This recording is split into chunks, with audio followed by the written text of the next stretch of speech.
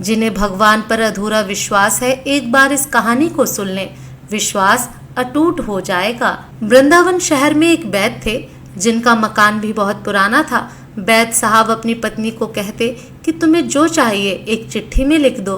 दुकान पर आकर पहले वह चिट्ठी खोलते, सामान के भाव देखते, फिर कान्हा से दुआ करते कि सावरे, मैं केवल तेरी इजाजत से तुझे छोड़कर यहाँ दुनिया में आ बैठा हूँ। तू मेरी आज की व्यवस्था कर देगा, उसी समय यहाँ से उठ जाऊंगा। और फिर कभी रात 9:30, कभी 10 बजे वैद्य जी रोगियों की दवा देकर वापस अपने गांव चले जाते। एक दिन वैद्य जी ने दुकान खोली, फिर चिट्ठी खोली तो देखते ही रह गए। एक बार तो उनका मन भटक गया, उन्हें अपनी आंखों के सामने तारे चमकते हुए नजर आ गए, लेकिन जल्द ही उन्होंने अपने मन पर काबू पा लिया। आटे, दाल, चावल आदि के बाद पत्नी ने लिखा था, बेटी के दहेज का सामान लाना है जी। कुछ देर सोचते रहे, फिर बाकी चीजों की कीमत लिखने के बाद दहेज के सामने लिखा, यह काम मेरे कान्हा का है, कान्हा ही जाने। 1-2 मरीज आए थे, उन्हें वैद्य जी दवाई दे रहे थे। इसी दौरान एक बड़ी सी कार उनकी दुकान के सामने आकर रुकी। दोनों मरीज दवाई लेकर चले गए।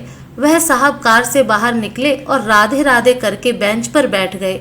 वैद्य जी ने कहा, अगर आपको अपने लिए दवा लेनी है तो आपकी नाड़ी देख लूं? उस आदमी ने कहा, जी मुझे लगता है आपने मुझे पहचाना नहीं। मैं 15-16 साल बाद आपकी दुकान पे आया हूँ। आपको पिछली मुलाकात की बात सुनाता हूँ, फिर शायद आपको सारी बात याद आ जाएगी।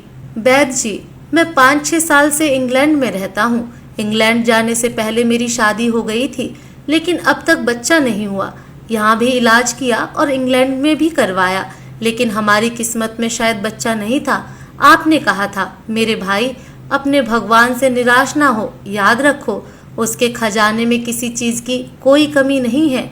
औलाद, माल, धन दौलत और खुशी, गम, जीवन, मृत्यु, सब कुछ उसी के हाथ में है। किसी वैद्य के हाथ में कुछ भी नहीं है। अगर औलाद होनी है तो मेरे सावरे के आशीर्वाद से ही होनी है। औलाद देनी है तो उसी ने देनी है। मुझे याद है तुम बातें करते जा रहे थे और साथ साथ पुड़ियाँ भी बना रहे थे। फिर आपने मुझसे पूछा कि तुम्हारा नाम क्या है। मैंने बताया कि मेरा नाम सतीश है। आपने एक लिफाफे पर कान्हा और दूसरे पर राधे लिखा।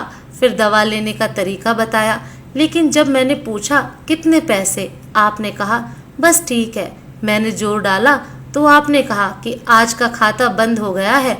मैंने कहा मुझे आपकी बात समझ नहीं आई। भाई, आज के घर खर्च के लिए जितनी रकम वैद्य ने कान्हा जी से मांगी थी वह सावरे ने इनको दे दी है।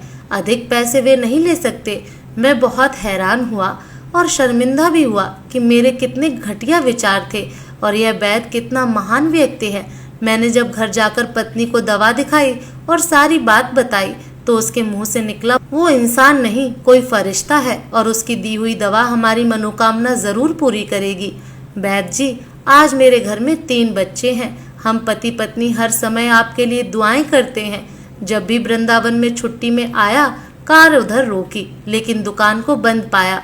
कल दोपहर भी आया था, दुकान बंद थी। एक आदमी पास ही खड़ा हुआ था। उसने कहा कि अगर आपको वैद्य जी से मिलना है तो सुबह 9 बजे अवश्य पहुंच जाएं, वरना उनके मिलने की कोई गारंटी नहीं। इसलिए आज सवेरे सवेरे आपके पास आया हूँ।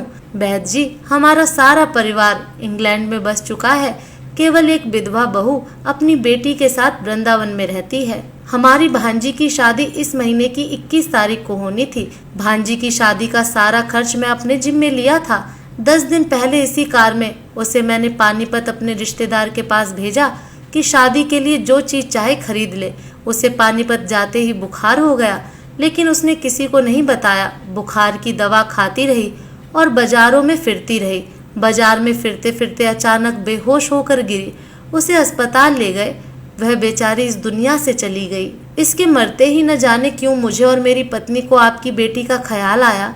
हमने और हमारे सभी परिवार ने फैसला किया है कि हम अपनी भांजी के सभी दहेज का साज सामान आपके यहाँ पहुँचा देंगे। शादी जल्दी है तो इंतजाम खुद करेंगे, और अगर अभी कुछ देर है तो सभी खर्चों के लिए पैसा आपको नकदी पहुँचा देंगे।